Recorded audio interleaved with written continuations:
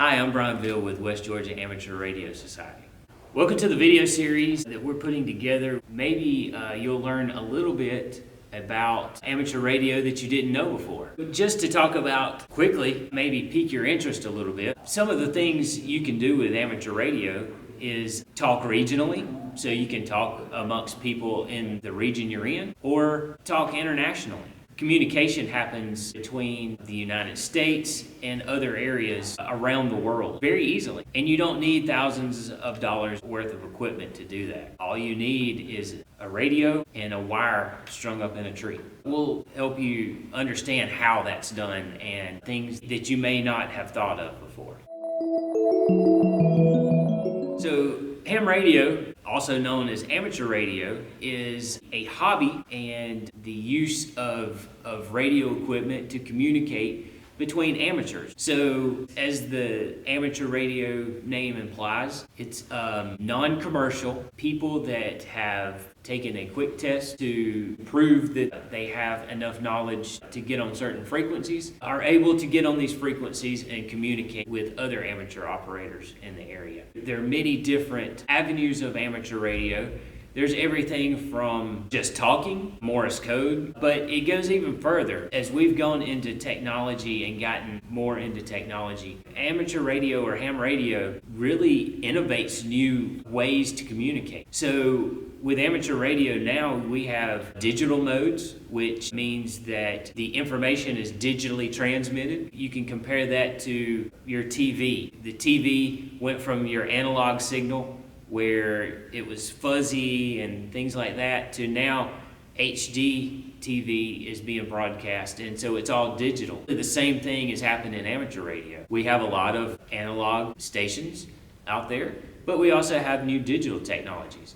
Digital technologies that take that signal and relay it over the internet. You can sit here in Carroll County and talk with anyone around the world just through a digital communication. Although you can still do that with analog as well.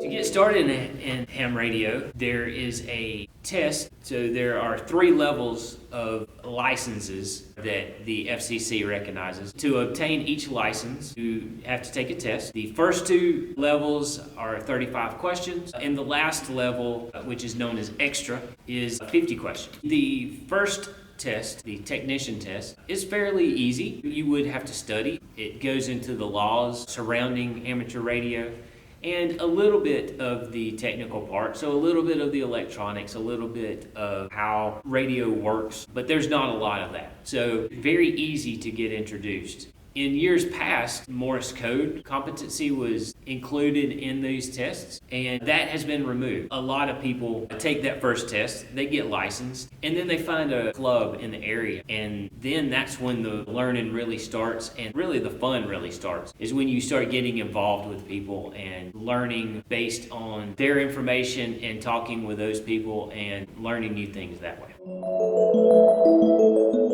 So to get started in ham radio, the equipment you would need can be anything from thousands of dollars to $20, $30. A lot of amateurs are now starting out with cheap radios. These radios are not the best in the world, but they do allow you to get into the hobby and amateur radio environment with minimal investment. So of course the last thing you really want to do is spend hundreds of dollars on something that you're not really sure is gonna be a good fit for you, or that you may not really like. So it's a good entry point. Then often once an amateur radio operator gets into it and they see that it's something that is enjoyable, they will move to a higher price radio that has more features, and at that point they kind of understand what they like, what they don't like, and some different things about radios that would be nice for them. They can then make a more educated decision on what to buy and how to spend higher amounts of money on what they want.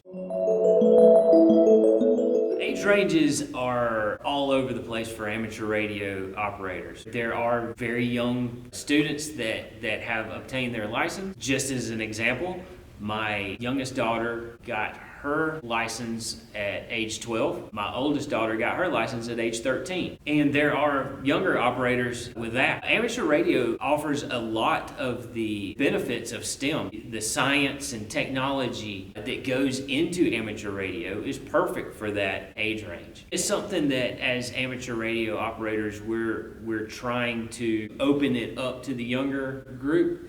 However, there are a lot of older operators out there. However, I would say anywhere 9 years to 500 years would be really the age range.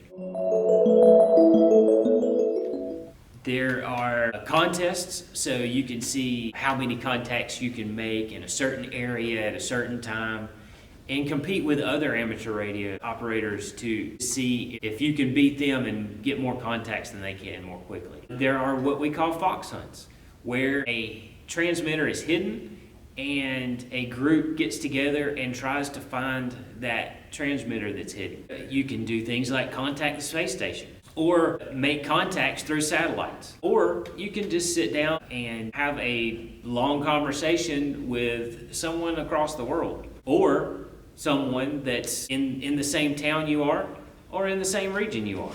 So there are a number of things that you can do. Amateur radio is used often for emergency communications as well. So one thing about amateur radio is that the operator spent a lot of time in getting their equipment just right and know how to operate things when in environments that are not that of a commercial studio.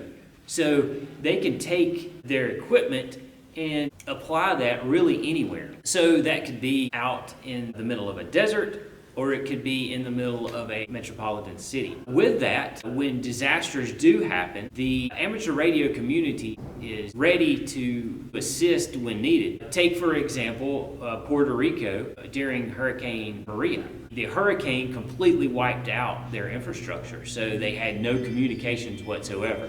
To help with that, amateur radio operators were sent over to Puerto Rico and handled communications for the island during that time. And that allowed Puerto Rico to get information out as well as get information in and assist with those recovery efforts. We also work in conjunction with the National Weather Service to provide information about severe weather as it's happening, and even to provide information about damage after it's happened, as well as even something as simple as giving snow totals during a snow event. So to get into amateur radio, first you have to take a test. Don't worry, the test is easy and can be taken at a number of sessions. Sessions vary between regions. In this area, there are a number of groups that do tests. West Georgia Amateur Radio Society does offer testing sessions. Volunteers will give you a written exam of 35 questions. A great place to get more information is a local club in your area. You can find them online. Another good resource is ARRL, so the American Radio Relay League. ARRL is a national organization that promotes and works with the FCC to further the hobby and works as an advocate for amateur radio. Those would be two great resources to get started. Any club that you can find would be more than welcoming for someone wanting to get into the hobby.